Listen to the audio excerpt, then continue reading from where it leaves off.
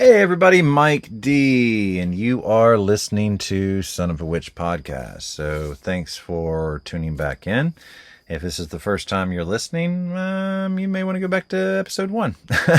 But yeah, so Son of a Witch podcast, welcome back. Was going to do something completely different this week as an episode. I was going to go ahead and do the in bulk episode that I teased on TikTok earlier this week. And that was to give everyone, at least a month to kind of prepare and get ready. When I did the Yule episode, which was the first episode of season 4, that was just kind of a last minute decision. I didn't really, I knew so much about it that I didn't have to research it much. It was an episode that I'd done in season 1, but I wanted to do it a little bit differently, and so I kind of revisited it 4 years later. And this week, I was going to give everybody a little more preparation time. However, I kind of shifted gears. I think Hecate was kind of urging me to go ahead and do an episode on her. Again, this season, not every episode, but there's going to be a handful that are topics I touched on in season 1, but I didn't go as deep into it because I wanted it to be more introductory for people new to the path, getting back into it, rather. And this time it's going to be a little bit of a deeper dive into it, but I also know a little bit more about the editing process. For any of you that don't know, if you haven't listened to the show before, then welcome for the first time. Congratulations, you found us. For any of you that don't know, I am a voice actor by trade, and I've done lots of different voices. Mickey Mouse, Kermit the Frog, different accents and impersonations, celebrities and such. So I'd been in studios a lot, but I didn't know so much about the editing process, how to do like interviews over the phone, and but it did improve in season 2 and then again in season 3, and now here we are. Now, all that to say, welcome to episode 2, The Mysteries of Hecate. Hecate, and I'll just give you an experience that I had the first time that I worked with her, and then we'll kind of cover a few other little administrative things that we need to get out of the way, and we'll dive right into the rest of the show. But when I first started working with Hecate, I was living in Vermont at the time, and the house that we lived in was technically a 3-story house. It had a full basement, so there were 3 levels to the house. The laundry and everything was in the basement. I happened to be the only person in the house that day, and I knew that because there were no cars in the driveway. And I was down there doing some laundry. I had started the podcast. I had been drawn to Hecate, so I was reading about her, learning more about her, talking to some people that had been working with her for a while. And so I was definitely eager to kind of get to know her and hopefully earn her favor, so to speak. I started getting like a tug, and I don't know how to explain it. I get what I call downloads. I'll be planning to do something, and then I get pulled in another direction, and I kind of know that it's a deity or one of my spirits that I work with or something like that kind of pulling me in that direction. And then I just kind of get a download or a data dump, and it's just a lot of information that I want to get out. So I had been getting drawn to do an episode on Hecate. But never having worked with her, I had at that point read extensively about her, but I still hadn't worked with her yet. I hadn't set up an altar to make offerings to her yet. And so I didn't expect that I should be doing an episode like that. It wasn't scripted. It wasn't anything like that. It was information I had learned and retained, and like I say, just a download. But anyway, back to the laundry. So I was doing laundry in the basement of the house. It was winter. The house was silent. I was just doing a little cleaning that day. And suddenly, because for a couple weeks at that point, I had been kind of ignoring that urge or draw to do an episode about her, it was almost as though someone was standing literally beside me, right in my ear, screaming at the top of their lungs, and not happily, "You need to listen." I knew instantly, I don't know how, but just intuitively, I knew that it was her, and I knew what she was talking about. So that day, I was going to be doing a recording for something different. I don't even remember the topic now. It's so long ago. The show ended up as an episode about Hecate. That leads us to here. I wanted to include a little bit more information. There's going to be a ritual that you do on the dark moon to honor her and the dead. There's going to be some crystals and herbs, magical ones, of course, for the magical crystal herb of the week. That is going to be associated with Hecate this week, obviously. I'm going to be doing all about the mysteries of Hecate because she's amazing, but she can also be extremely intimidating and fierce too. So when you approach her, you have to approach with reverence and respect, and you have to be basically trying to earn her favor, as I said earlier. Aside from that, before we close off this intro, there's a couple things. One, as I said earlier in the, I guess a few weeks ago, I said, basically we have, or I keep saying we, it's just me. I'm the host and the creator and the editor and all the other stuff. So on Son of a Witch, the show has a TikTok channel. It has an Instagram channel. It has a Facebook page. There's a website, and we have an email. However, any of you that have listened since season 1 know that I don't really fuck with Twitter. Never have. Now that it's X, still don't fuck with you either. So Twitter and me never jived. I don't like it. I don't find that it's conducive to keeping in touch with a listenership or following of a podcast show. And now it's owned by, well, we won't even get into that. But anyway, so yeah, I don't fuck with Twitter. Instagram, before the show, and that's something I do need to point out, before on the show, the Instagram was at Son of a Witch Pod. It's at Son of a Witch Podcast now, and there's a reason. I guess the short version is Instagram fucking sucks. There's no way to get in touch with anybody. There's no way to get any support if there's an issue. I will also note that I'm not much more favorable of Instagram than I am of Twitter at all, by any means. I find Instagram to be boring. Not only that, I can post something on TikTok like I did a few days ago. I posted a meme. You can go on there and look, but it was basically an old picture that you would see in a lot of children's Bibles of Jesus surrounded by lots of different disciples and kids. And it basically said, so we were sitting around telling stories, and Peter, high as fuck, says, we should write a book. So I posted that up there. It's almost at 5,000 views. Then I can go to Instagram and post something, the same thing, same caption, same hashtags, same background music, everything. And I get 15 views. But yeah, all that to say, I don't really like Instagram that much. So I will be posting occasionally to Instagram, but not nearly as much as I do to TikTok or Facebook when I'm not recording actual episodes. Aside from that, Happy New Year. I hope that New Year's Eve, New Year's Day, I hope that Xmas and Xmas Eve, all those things. Because in my family, I'm pagan, so I more than anything observe, Yule. To me, Samhain is the new year, but I also still observe the secular holidays as well, because most of my family do. My wife still does. So yeah, duality. It exists in all, right? I hope all that was super fucking awesome for you.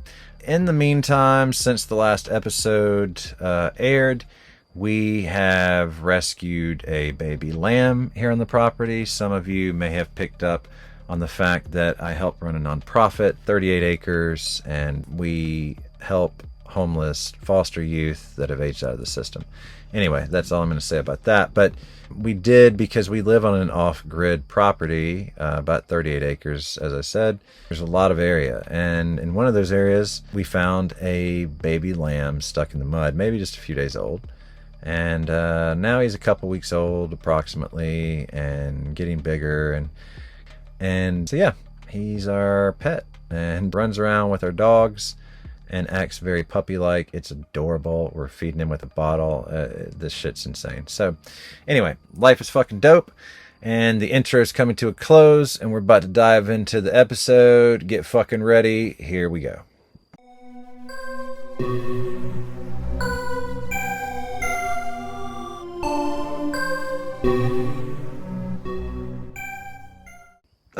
this is the segment of the show any of you old-time listeners will remember.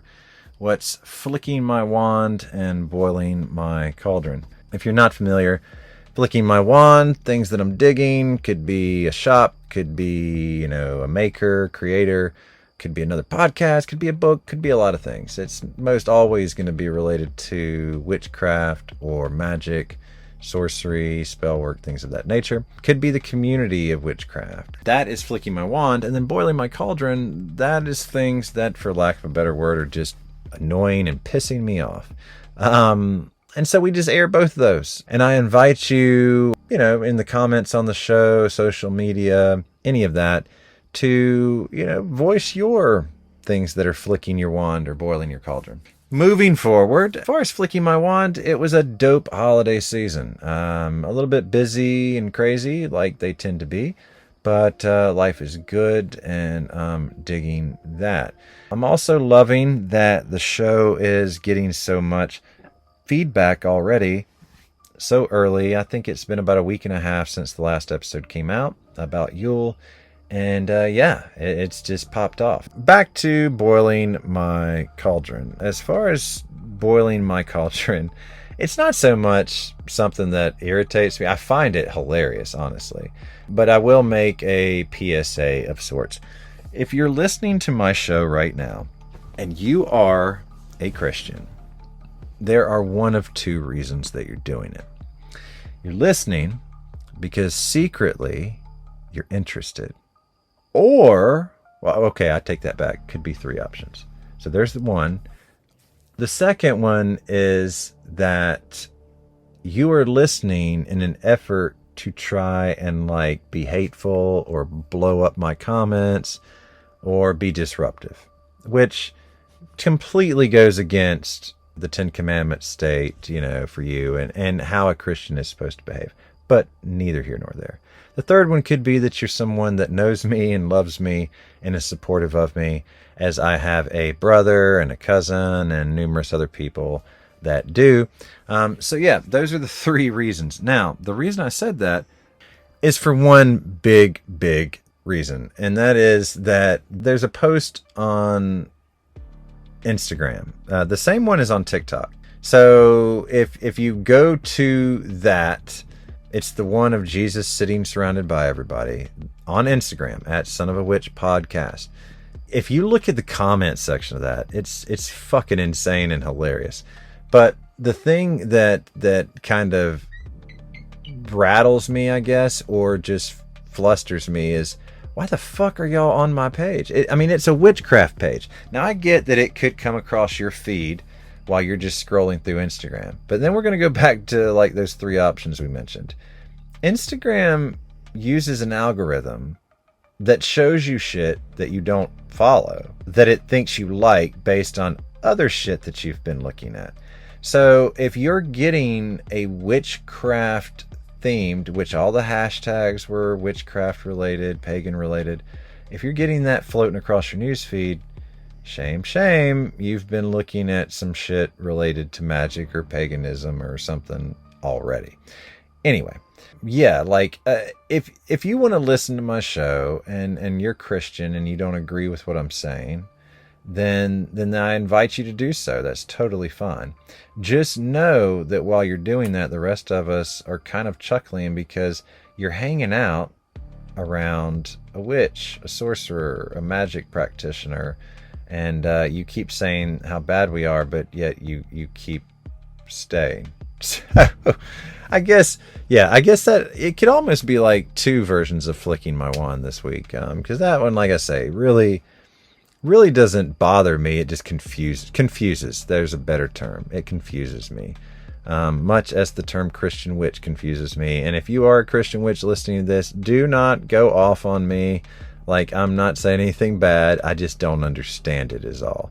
I've been raised, if you know anything about me, I've been raised a Christian most of my life. And for over 30 years, I've been a practitioner of magic and the occult and sorcery and witchcraft, etc. But it baffles me how somebody can be a Christian witch. So, but I'm not saying anything bad about it. I'm not saying you can't be. I just don't get it. That is what's flicking my wand and boiling my cauldron. And now, moving on.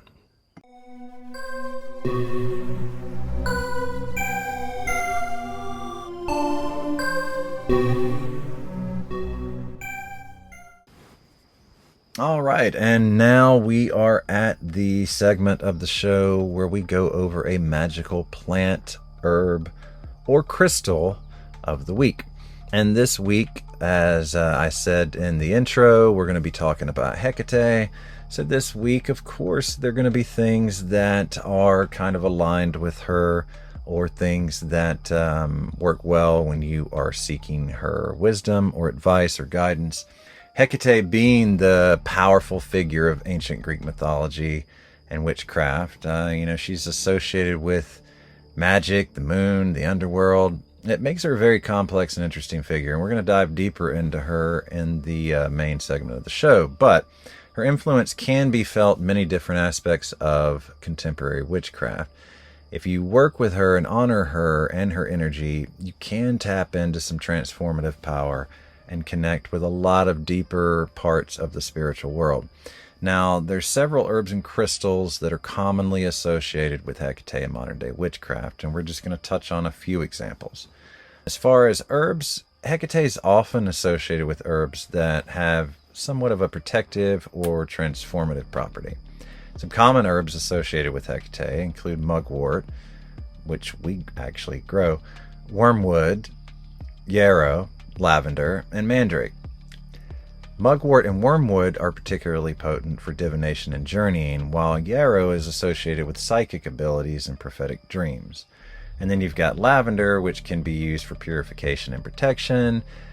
And then mandrake is a potent plant for transformation and shamanic work. And next you've got black nightshade, a plant that's associated with Hecate in some traditions of witchcraft and herbalism. In ancient Greek mythology, Hecate was associated with magic and witchcraft and was said to have knowledge of poisonous herbs and their uses.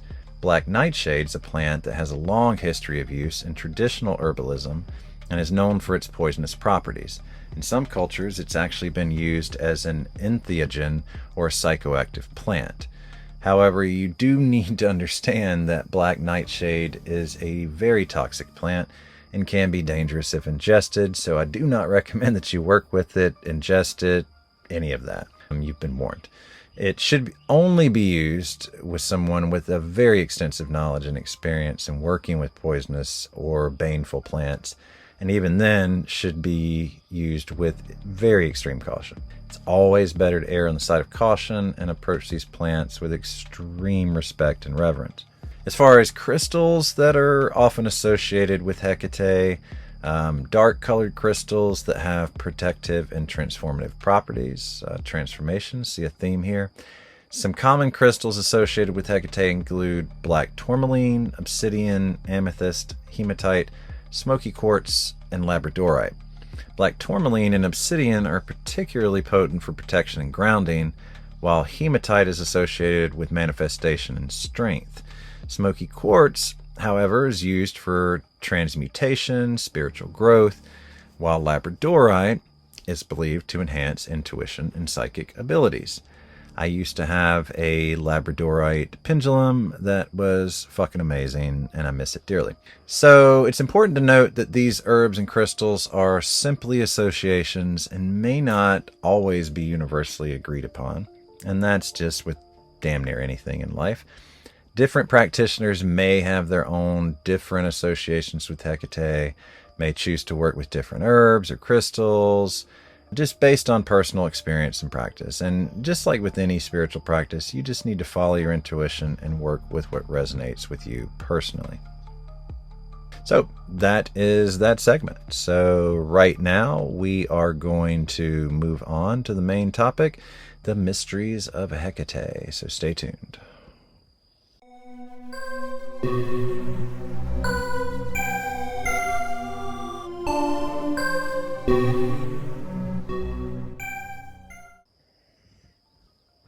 Hey everybody, welcome to Son of a Witch Podcast, the podcast where we're going to delve into the mythology, magic, witchcraft, and the unseen realms of existence. I am your host, Mike D, and today we're going to embark on a little bit of a journey into the world of Hecate. Hecate is one of my favorite deities, one that I work with a lot.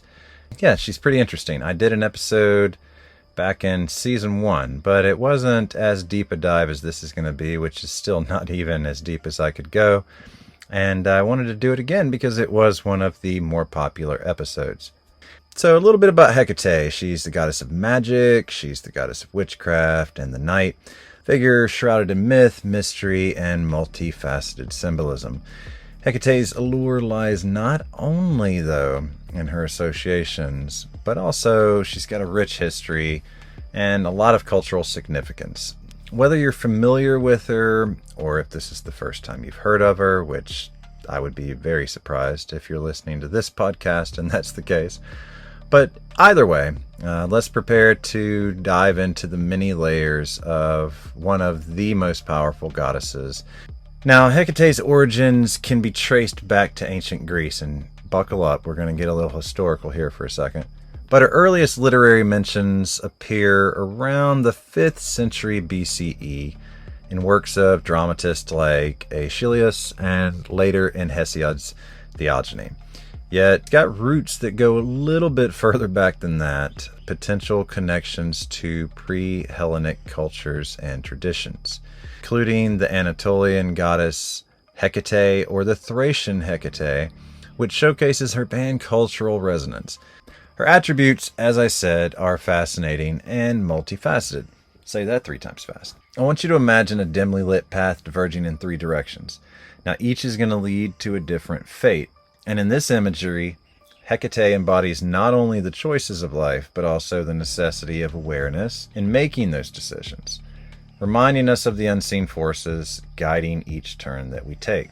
Now visually, she's often represented as a tripartite figure. And if you don't know what tripartite figure means, let's go back to multifaceted. Basically, tripartite is consisting of 3 parts. 3 forms embodying her dominion over life, death, and rebirth, reflecting the cyclical nature of existence.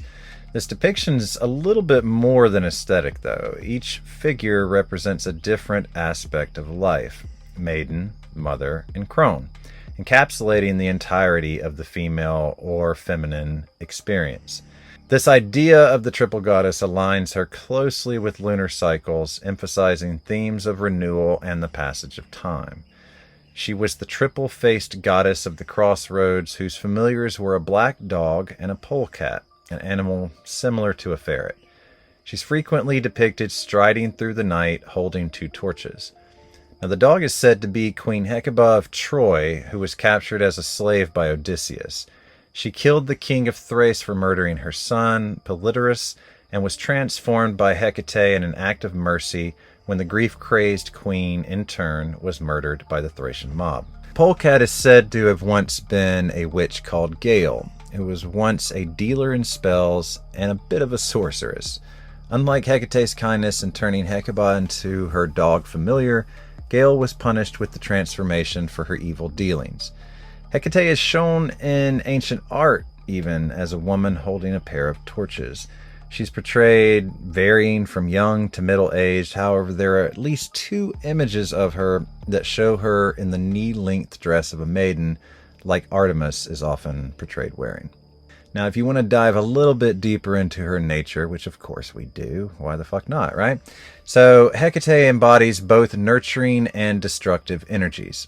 She's regarded as a protector of women and children, especially during childbirth, which highlights her maternal aspect. But she's also embodying darker energies and is often associated with the dead and the practice of witchcraft, a duality that speaks to the complexities of existence itself. Now, her connection to witchcraft has made her a pivotal figure in modern neo-pagan practices, where she is invoked often for her wisdom, guidance, and empowerment. In ancient rituals and celebrations, Hecate was particularly honored during the dark moon, a time linked with mystery, dreams, and the secrets of the subconscious. Offerings were common. People would place food, like spiced cakes, honey, and bread, garlic, all sorts of stuff. And we'll get into that a little bit later when we go into the Deipnon. But at crossroads and altars, inviting her blessings while acknowledging her powers over the mysterious forces of nature and the unseen. This ritualistic aspect emphasizes the importance of connecting with the divine in both joyous and also dark times. In other words, as you may have heard me say before, good vibes only is a myth and doesn't exist. So, moving on. One of Hecate's most compelling myths involves her participation in the abduction of Persephone. Hades, the god of the underworld, took Persephone to be his queen. Now, in this tale, Hecate emerges not only as a key player, but also as a guide. After she witnessed the abduction, she becomes a companion to Demeter, Persephone's mother, in her quest to find her daughter. This narrative emphasizes Hecate's role as a protector and also a mediator, further cementing her position as a goddess who bridges the worlds of the living and the deceased. This relationship between Hecate and Persephone has profound implications. It symbolizes the cyclical nature of life, death, and rebirth. In this context, Hecate can be considered a guardian of boundaries between worlds, showcasing how life's challenges can lead to transformation. But why should modern listeners care about Hecate? In today's world, you can seek empowerment and reconnect with your spiritual selves. She reminds us to embrace the duality within ourselves, the light and the dark, the nurturing and also the fierce.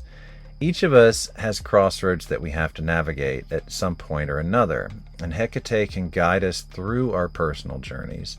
She's world-renowned for guiding you through shadow work and loves to push you when you get a little disheartened during such shadow work. Her presence also empowers individuals to acknowledge their shadows, like we were just speaking about, understand their motivations, and embrace both aspects of their identities. Today, a lot of practitioners of witchcraft and contemporary paganism invoke her for wisdom and guidance, as we said before. To call upon Hecate is to assert one's claim over one's destiny. Now, I will say, and there is some contention in the community as to, some people say different, some people agree, but in my experience, Hecate either wants to work with you or she does not. As we've said, she can be nurturing, she can be fierce. She embodies a lot of different aspects. So if you approach her and try to work with her and you don't get a response, or you get a resounding no, then maybe just try to back off a little bit, and we'll go into a little bit later how you can try to nurture that relationship. I will say she's definitely not a goddess that you want to dive straight in to trying to work with without making offerings and, showing the due respect and eagerness to learn from her prior to that. Off topic enough. So let's continue. Now, as we get a little bit further into discussing Hecate, I want to invite you to reflect on her role or what it could be in your own life. I mean, are there crossroads you're currently facing? Maybe you've got some shadows you need to confront so that you can move forward on your path. Hecate encourages us to kind of seek that balance within ourselves and navigate the complexities of our existence. And it's through understanding and embracing our dark moments that we can grow and transform and ultimately find empowerment. Okay, and last but not least, what kind of episode about Hecate and devoted to her magnificence and all the many wondrous things that she embodies would it be if I didn't cover like some rituals or spells or something like that you can do? So that's what we're going to do now. We're going to go over Deipnon, which is a ritual. Anyway, we'll get into it. It's hard to explain it first, but you can call it Hecate's Supper. It's done on the dark moon. That's Deipnon, and it's dedicated to Hecate, and it's basically a ritual of a supper for her and the dead. It is the favorite ritual that you can do for her and in honor of her, for me anyway. And because it's dedicated to Hecate, I mean, that gives it some oomph too in my favorable category. Also, it's just a nice way to kind of pay homage to her. It holds multiple purposes: purification, expiation, which if you don't know what that means, kind of like purging or cleansing or atoning, and the supper itself. The dark moon, as I said, is the Deipnon, and that's dedicated to Hecate prior to that day, because you're going to do this on the night of the dark moon. Prior to that, there's a ritual, a purification ritual called oxythumia. Basically, it's what you do in your home before the Deipnon. You sweep and clean your home. You smoke the house to cleanse it. You can use, I would recommend, sage, ethically harvested sage. Don't recommend Palo Alto often because it is not nearly as plentiful and could be in danger of being wiped out in the near future. So that's just my personal opinion. If you don't agree, okay, it's cool. No worries. But a lot of us take this time to do kind of a spring cleaning. So that's how you can picture it. You've done that before. So because what you gather during the cleaning is supposed to be offered alongside the Hecate supper in the night.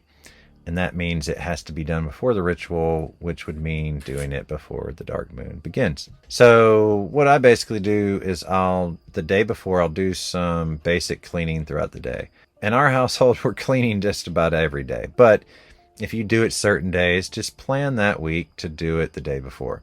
So I clean up, just basically through the day. And then in the evening, when the dark moon officially begins, I ritually clean my altar and shrine. And this is the sweepings and whatever else that comes off the altar and shrine and from around them go into a container that I have for this specific purpose. Now this container holds all the offerings that I've made to Hecate throughout the month. Then we move on to the Deipnon itself. Now, the Deipnon is the main ritual of Hecate's supper. And I wouldn't say it's simple, but it's not hard. You make an offering to Hecate and leave it at a crossroads for her and also for the dead. Now, if you're thinking in your head a four-way crossroads and you're like, I'm not anywhere near that. I live in a city or something like that. You can, let's say you're in an apartment building. If there's a hallway, that has 3 divergent paths or 4 preferably, then that's a crossroad. So you just kind of have to make substitutions as need be because it's the intention in that area that means more. It's symbolic in a way. So, but yeah, you make an offering to Hecate, you leave it at the crossroads for the dead. Now, it's really up to you what you want to leave, but there are some traditional ideas you can take inspiration from. You can do garlic, a raw egg still in the shell, leek, onion, fish, breads or cakes, and then there's sweepings and things that you do when you ritually clean your altar, that container with all the offerings, if you want to do that from the previous month. You can include that. Leftover stray offerings on the altar and shrine like we discussed, and then anything you don't want to take into the new month. Now, after you do all that cleaning, you're going to gather the food offerings for the Deipnon and take them to your altar or shrine. Basically, what you're doing with this is you want to, or not bless it, but kind of consecrate it, I guess. Some people may offer a hymn to Hecate, which if you look online or if you reach out to me and ask, I can guide you in the direction of some. But there's lots of hymns about and even to or in honor of Hecate. So you can do something like that, light some incense, light a candle, and you're going to place the offerings into your usual offering bowl and then gather up that bowl with the new offering, the container, all the sweepings and previous offerings, and maybe even a shot glass of some wine in it or some honey, and you're going to go outside. Now, I would recommend wine over the honey because if you live in an area that has ants, that could get sketchy. But then you're going to take it to the crossroads, and like I mentioned before, you can do it at the end of a driveway because technically your driveway is one direction and then there's 2 directions going off of it. So that can be one. You can do it in a hallway of an apartment building. So you have no excuse. But I say another hymn when I do it to Hecate while I pour out the wine, and then I place the new offering and container full of other stuff onto the grass. In this moment, if you don't want to, say you live in an area where you're worried it could be damaged, destroyed, or taken, and you don't want to leave a bowl or a piece of dishware, put it in a tortilla. If you're like where we are, we live on an island, we have banana trees. You can put it in a banana leaf. Do whatever you want to do and however you want to do it. Just make sure it's something that can be eaten, consumed, or degrade away. You don't want to leave anything that's going to like litter, basically. Now, there's 2 points I want to make here. Okay. One, like I said, I say a hymn to Hecate while I pour out the wine, and then I put stuff on the grass. You want to turn around and walk away, and you don't look back. Go inside. You can, go around the altar in the shrine, blow out that candle if it's still going, do some housework there. And basically the reason you're not meant to look back after leaving is because you might risk the dead driving you mad. And look, that's the mythology of it. That's the legend. That's what I've read time and time again. So your boy here does not look back. Let's just put it that way. Plus, for all we know, it could be disrespectful to Hecate, and I definitely don't want to do that. You're meant to leave the offerings on whatever you put them on, never to retrieve it again. So that's why I said earlier, if you don't want to use dishware, plate, something like that, you don't want to use a paper plate because that could be litter. Tortilla or a banana leaf or something like that would be a good substitute. Or rice paper, whatever. So that's pretty much it. Now, the day of the Depnon, so you do that the night, and then the next day, that's a day that a lot of people would do, various things to prepare going into that new month. So they might pay off bills that need paying, other debts, give thanks and offerings to deities that you forgot to say thank you to, finish any projects that you didn't finish during the month, do a little more cleaning or housework, write some thank you notes, letters, cards, messages, text. You get the gist. And get rid of things that you don't want around the house anymore. Clean out some stuff. So that's that. And if you have any other questions, like I said, that's just a brief overview of it. There's some more lore and stuff that go into it. But if you have any questions, I'll point you in the direction where you can learn a little bit more about it. And then finally, I want to give you a spell. Now, this spell is courtesy of Llewellyn. Llewellyn has a lot. It's not where I get most of my books, but their website is pretty cool. And most of the things come from different books that they sell. But this one comes from a book which is, I don't know, it's like the yearly spell a day book or something like that. I don't know the name of it. But it's a Hecate protection spell. And I'd seen this spell before in various other locations, not related to Llewellyn. Have used it in the past. I've altered it a bit for the version that I have in my grimoire. But this version here is one that was on their website, and it's pretty simple, easy, and fast to do if you feel like you need a little bit of protection. Now, whenever you're feeling like that, you want to call on Hecate, dark goddess and protector of witches. This Greco-Roman goddess, as we discussed in this episode, rules heaven, earth, and the underworld. She can move through each of those three worlds easily, seeing all and knowing all. So you can use this spell anytime you feel threatened or unsafe for her protection and guidance. And you say, basically, Hecate, I call to thee. Watch over me as you can see all the negativity swarming around me. May your grace protect me. And that's all you say. Now, there is a powder you can do, like if you're doing this at your altar, which would be the way I would do it. You can have a candle going, have some incense burning, and this powder is similar to like a powdered incense that'll increase the power and energy of that spell. So you can use it to mark a sacred circle on the ground. You can use it as an incense, however you want to do it. But you're going to mix the three different components in equal parts. You're going to start with coarse sea salt for cleansing negativity. You're going to mix in black salt, and that doesn't mean the Indian cooking type, but the magical type of black salt for protection. And if you don't know how to acquire that, you can get it online, but if you want to know how to make it, reach out to me and I will give you my recipe for doing so. And then finally, you're going to add ground dragon's blood to complement and raise the powder's energy level. So you can sprinkle this over like a charcoal disc. You wouldn't be able to just light it itself. But if you have some other incense going, you can sprinkle this over the top of it, and that will activate this and give you a little bit extra oomph to the spell. But yeah, Hecate's amazing. If you are thinking about working with her, I do have some books that I can recommend to you. I didn't have time to go over those here. But yeah, reach out to me on social media, email me, something like that, and I'll be more than happy to give you some guidance and advice on how to move forward with trying to work with the goddess Hecate. Thanks for tuning in. I love what I do, and I'm so glad to be back on the air, so I hope you enjoy this episode. We'll do episode 3 will be the in bulk episode, I promise. Well, I can't promise if Hecate or somebody else tells me otherwise, but mostly sure that we'll be doing the in bulk episode, and that's going to be all about that Sabbath, different rituals, spells you can do. Again, we'll go over the magical herb and crystals associated with in bulk, talk about the origin, the lore, the meaning. Yeah, we're going to get deep into it. So other than that, that's all I got. Thanks for tuning in. Be sure to check out the YouTube channel. Also, check us out on Instagram, Facebook, and at the website. So thanks for tuning in. See you next week. Peace.